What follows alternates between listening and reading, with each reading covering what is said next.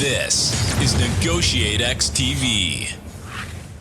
Hey everyone, thanks for joining us on the Negotiate X podcast. We are continuing our conversation with Gary Noesner, so I'll turn it right over to you, Aaron. We'll talk a lot about doing things that, feel good as a negotiator. Do something reactively. It makes me feel good. Highly ineffective with what I'm trying to achieve. Yeah.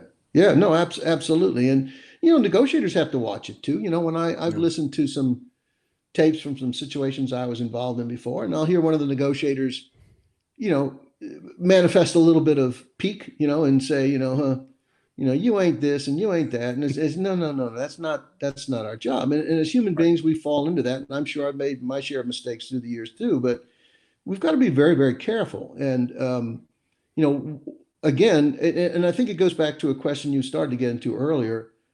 I think as an organization, we have to set out a clear philosophical goal. What are we trying to accomplish when we respond to these situations? What is our goal? Keep ourselves alive, try to save innocent life, try to do it in a manner that the community respects us as a competent entity that is not just out to harm people. All of these equities are involved. We want the case to stand up in court and, so forth and so on. We don't want innocent parties to get harmed. So if that's our goal, then what's the best way to implement that? It's the parallel approach. Yeah, we do prepare to use the tactical team. We are always prepared for an emergency assault, or if the decision is made, even a dedicated assault. But at the same time, we were on a parallel fashion working the negotiation angle and trying to, up to the last minute, get it resolved through peaceful dialogue. Right. Tactical action does not mean negotiation failure. And that's one thing that's always bothered me, to justify to the public why we took tactical action. Police chiefs, sheriffs, and special agents have sometimes said, well, negotiations failed. And it just burns my butt, because I said, negotiations failed. Didn't we get you 3 days to assemble resources, get a floor plan, practice your drill, get a hostage release to tell us what's going on, find out more background about this person? I don't think we failed at all. Right. What failed was the perpetrator failed to make the right decision, and prompted us in a compelling, articulable way that we had to go in. Anything short of that, just isn't going to cut it. But it always has bothered me when we say, "Oh, negotiations fail." I'm a firm believer that negotiations never fail. Yeah. If you look at what the real intent is, it's to slow it down, buy time. And when someone's talking to me on the phone, they're not beating a hostage. They're not running around the house looking out the windows to see where the snipers are setting up and potentially endanger them. So there's so many great benefits to what we call verbal containment, and it's often underappreciated and underutilized. What are some of the key components to the FBI negotiations model and approach to crisis negotiations? I mean, the first and foremost, and it's the very first words that come out of my mouth when I would teach a negotiation course, is self-control. As the negotiator, the person on the phone. Now, there's a whole team supporting you, but as the person on the team, on the phone, and the team itself, we have to be able to demonstrate self-control. And we spoke of this just a little while ago. We can't let our own anger or frustrations enter into the dialogue. That absolutely serves no purpose whatsoever for us. So self-control is big. Slow things down. Always think, what can we do that de-escalates, lowers the temperature, makes the confrontation. When the guy may be a complete jerk, but if he's in his house and he's holding his ex-wife, and we're all around him with lights flashing and tactical uniforms and personnel moving around and helicopters flying overhead, his fear is not paranoia. I mean, he really has some legitimate concerns about what our objectives are. So to the extent we don't compromise safety and don't allow the situation to spread beyond where it's confined now, what things can we do to lower the escalation, to lower the temperature, to bring us to a point where we can speak more clearly and demonstrate that, hey, we don't want to see him hurt. We're here to help him. We're decent people.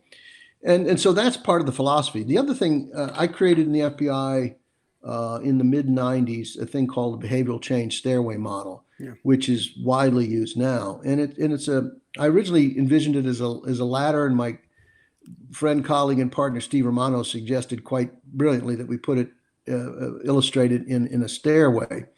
Well, with the original model said behavioral change is what the goal was. I've since changed it to retire to cooperation. I'm not interested in changing this person's life. I'm not trying to make them a better person. I'm trying to get their cooperation right now. So that's my goal.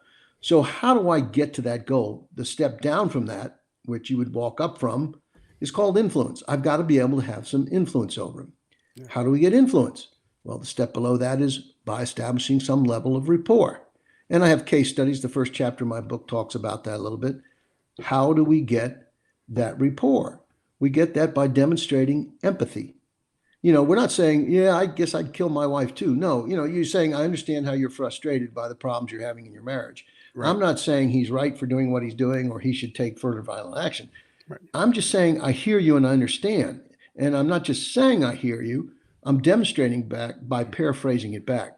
So to get to that empathy, the bottom step where we start is our active listening skills, paraphrasing, open-ended questions, minimal encouragers, emotion labels, all the things that we borrowed from the mental health community, counseling community, that, that help us create that relationship. Now, if the negotiator is well trained in this and is sincere and genuine in its projection, it's a highly successful model.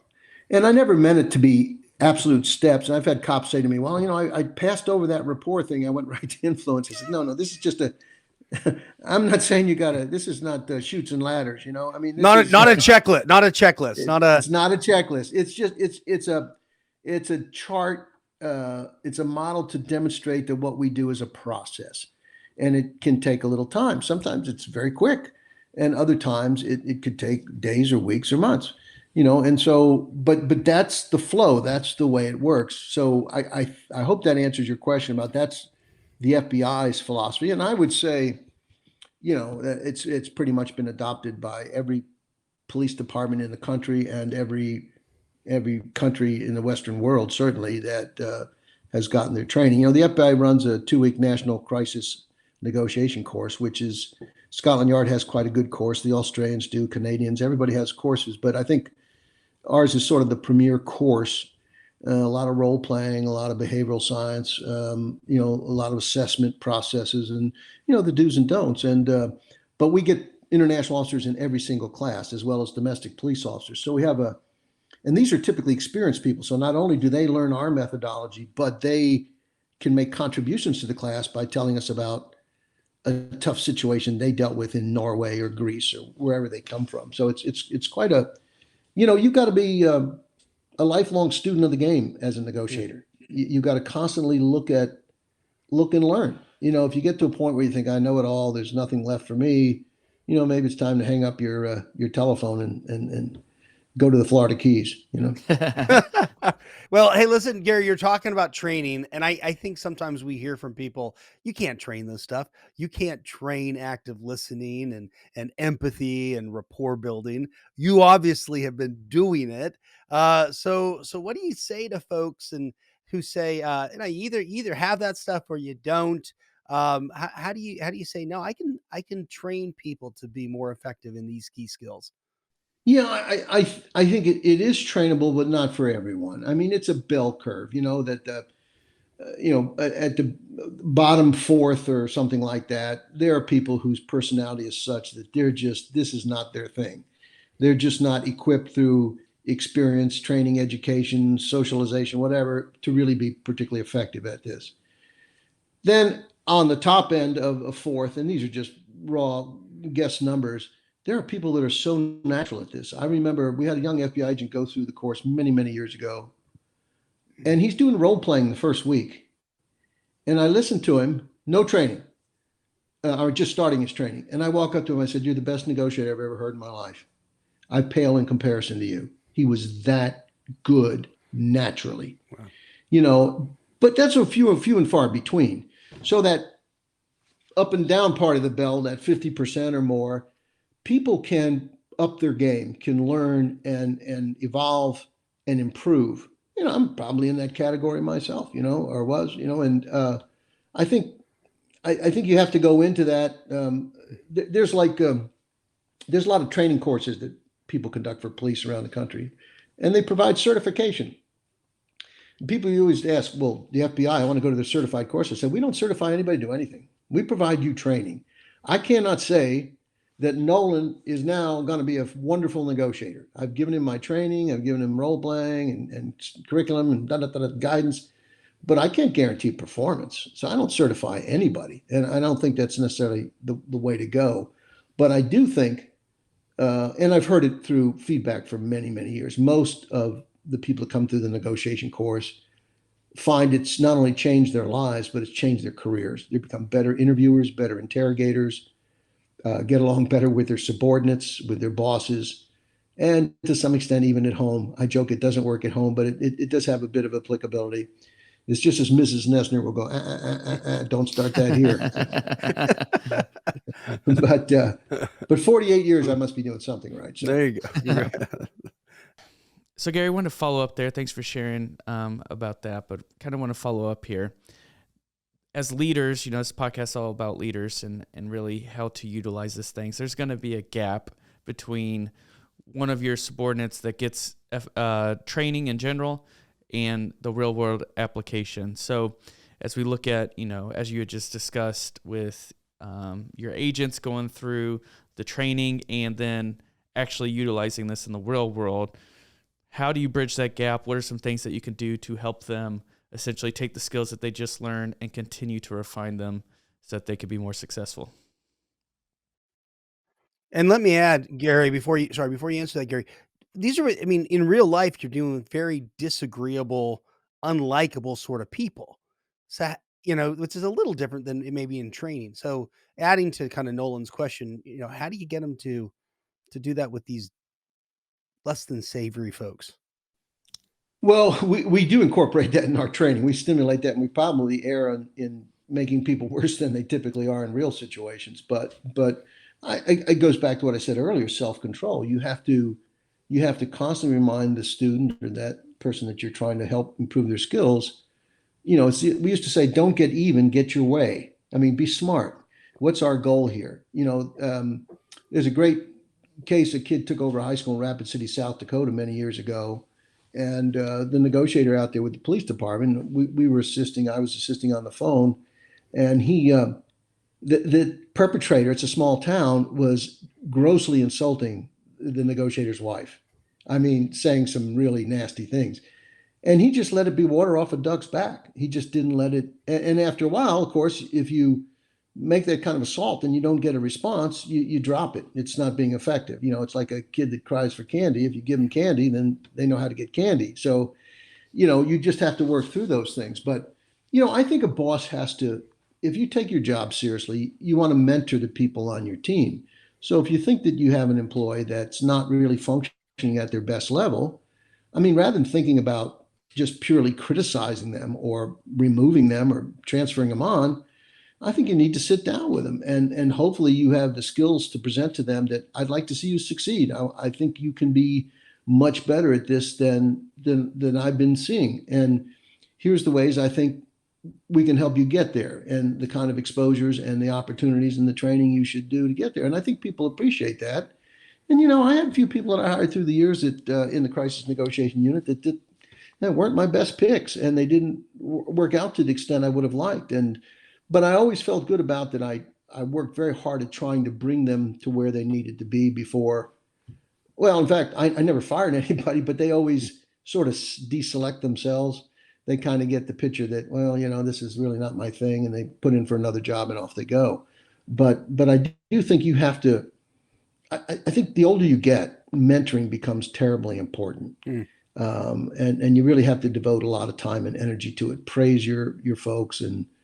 Recognize them for the work that they've done. And, we always had this thing in the FBI, some departments differently, where we would never identify a negotiator. There's a successful 6 kids, released, guy surrenders. And, Nolan did this and he did a great job negotiating. We just say the negotiation team. We don't bring attention on one negotiator because we share the credit and we share the blame if there's any of that to go around. And I think that helps create a positive team atmosphere that nobody's trying to upstage anyone else. And the other thing I did that may have some relevancy, Waco, we work 12-hour shifts, and it's hard in an intense situation for the off-going shift to go back to their hotel rooms and get a decent night's sleep because they're scared. We've been working on this deal all day long. Yeah. We're going to go home for an hour, and all of a sudden these guys are going to get the deal and they're going to get the credit for it. So I implemented a plan where I said, listen, go back to your hotels. We have your phone numbers. If anything of significance develops, like they decide they're going to surrender, we're going to call you up and have you come in so we can share this success together. And we're going to let you know about that. And that allows them to go home and get the rest they need. And conversely, they make that same promise to the next shift. So it's things like that I think you have to do to keep the team working as a cohesive team. Can you talk a little bit more about team? I think most folks who listen to us probably think of negotiation as kind of an individual sport. I prep on my own, I negotiate on my own. Maybe I get some guidance if I'm doing it in a corporate setting. I get some guidance ahead of time, maybe review it. FBI does a lot in the team framework. What are those roles on the FBI's negotiation team? Why is that so important to what you do? The number of roles obviously varies depending on the complexity of the situation. I mean, an incident like Waco, you might have 12 negotiators per shift, 8 maybe. A more routine situation, you can have 2 or 3 people. But we say never negotiate alone. Always have what we call a coach. And some people call it the secondary. We like the word coach because it implies what that person's active role is: passing notes, giving a thumbs up, pat on the shoulder, being supportive to the primary negotiator, and being ready to step in if we find there's a need for a change. But we have people keeping a log. We have people keeping situation boards. We have somebody in charge of recording the negotiations for evidence and for playback. We'll usually have a behavioral profiler assigned to the team to give us some outside objective assessment of not only the individual we're dealing with, but how we're engaging with them. And then I always had a rule: between calls, we sit down as a team before anybody goes to the bathroom and goes get dinner, whatever. We sit down, we say, okay, what did everybody hear? What do you think? Is this line working? Should we stick with this? Do we need to make a change? And you have to do that in a fairly organized way, and you can't spend forever doing that. But you have to be ready with what your next step's going to be, because in some of these cases, the guy will initiate the next call and you don't know when it's coming in. And you can't say, holy crap, the guy's calling in and we haven't even talked about the last call yet. So we got in the habit. We've got to really look at what we've done and provide inputs. And I'll give you an example. I keep saying Waco, but keeps coming up because I'm involved in another project on that. But there was a brand new FBI negotiator who was only there because he was from, I think, the Dallas FBI office. So he drove up to help be part of the team. And I hardly remembered this guy from the training. But we're sitting around having one of these after call assessment sessions, and he comes up with an idea. And the idea was essentially, of the children that have been released, why don't we videotape that and send it back in to show the mothers, number one, that the kids are still here waiting for you, and number two, that they're being well treated. And as soon as I heard it, I jokingly said, I was just going to say that. And of course, everybody laughed and knew I was being self-deprecating. But it showed me, and I've always remembered that here's this person with no actual operational exposure in the past. Yet you've created an atmosphere where he felt comfortable enough with all these grizzled, very senior negotiators in the FBI to offer a thought and opinion that ended up being quite a crucial one. I won't go into the long story, but it was a very important point, and all from this young negotiator. And to me, that's the essence of teamwork. That's a great example. I love that example. And I also have to just comment, I love the question, what did everyone hear? Because inevitably we all heard something different. What a great question to ask the team members. And that's why we record the negotiations too, because sometimes if it's a 2-hour conversation, that becomes problematic. But if we talked to them for 15 minutes, we said, let's play the tape again. Let's listen to this more carefully, more thoughtfully. And oftentimes somebody will pick up on some, did you hear him say that? No, I didn't pick up on that the first time. So it allows us to, what we're trying to do is leverage our collective experience, knowledge, assessment capabilities against this one particular person that we're dealing with on the phone. So we're trying to maximize our advantage in that regard. And, it's the right way to go. So, Gary, I know your son was a Navy SEAL. I was fortunate enough to be able to spend some time in the special operations community. So we all know the hasty aspect towards, something that arises.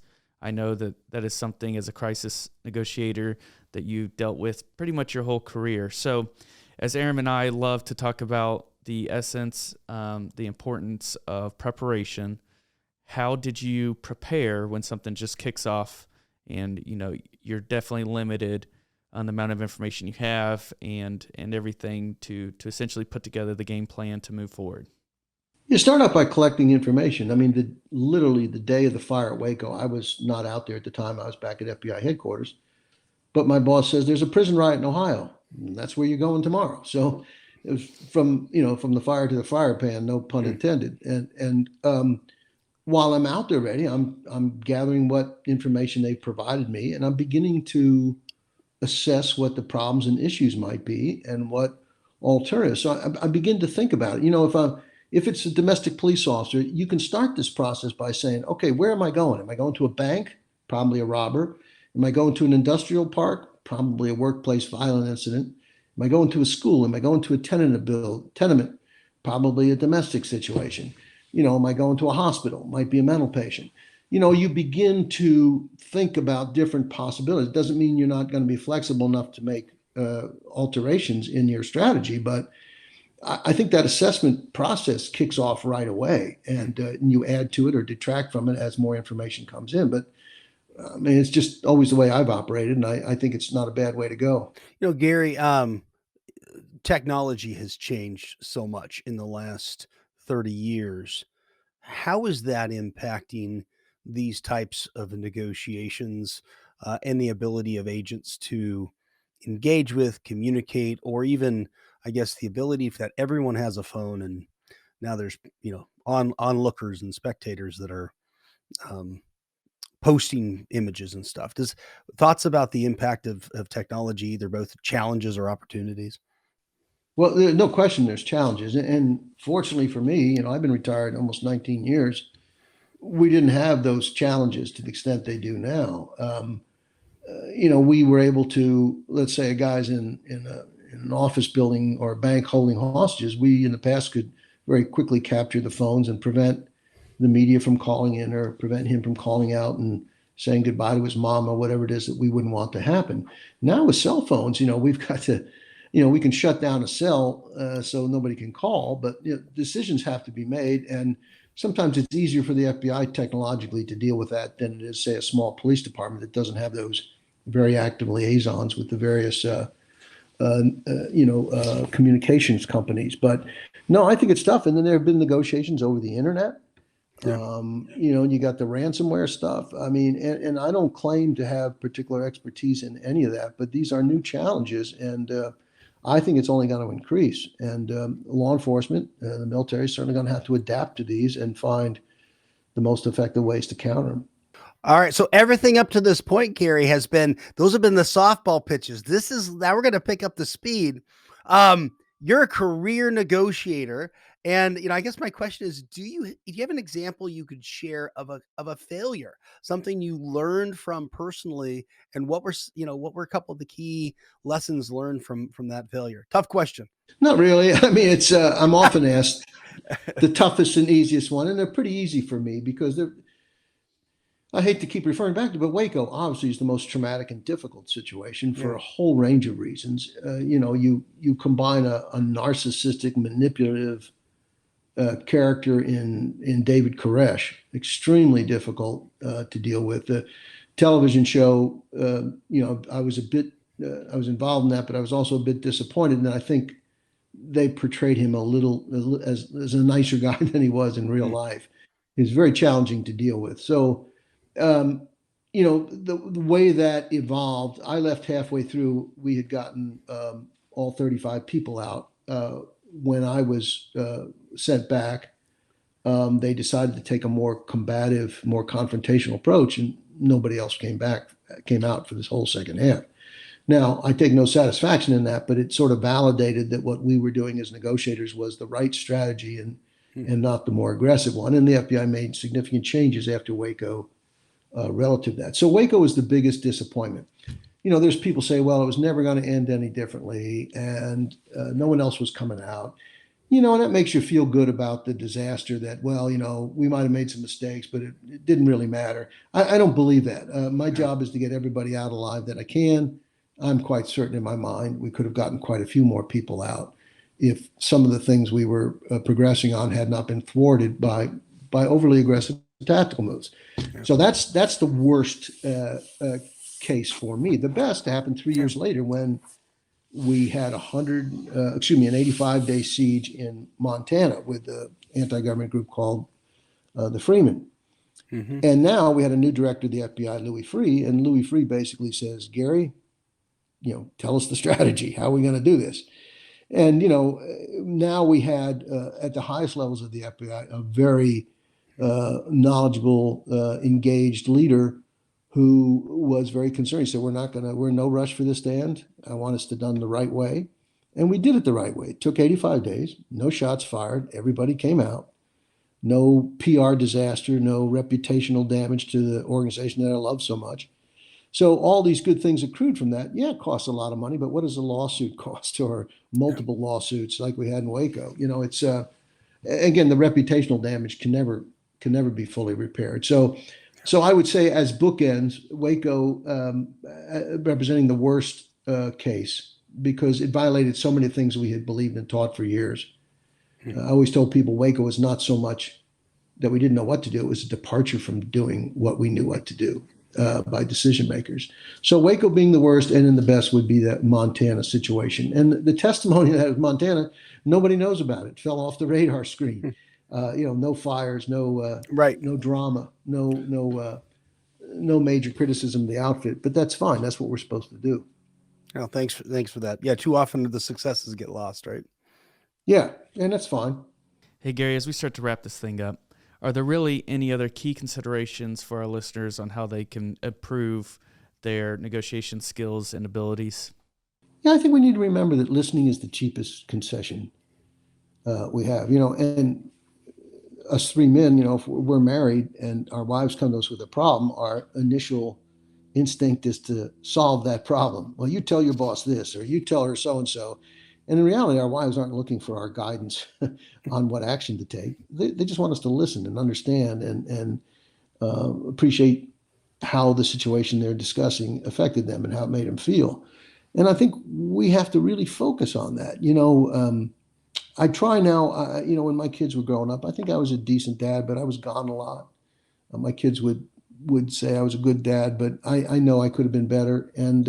But I have 7 grandkids now, and of course I have more time now. So when I'm around my 7 grandkids, I really try to drop everything I'm doing and listen to them. And it's just amazing how powerful that is for relationship building. When you really devote the time on meaningless, unimportant discussion, they're not looking for guidance. They're looking for your time. That's all they want. And it's a cheap thing we can do. Stephen Covey, the business guru, says, first seek to understand and then to be understood, which is a great line. So before we can begin to share with someone our views and our thoughts and concerns, let's take the time to listen to what they have to say.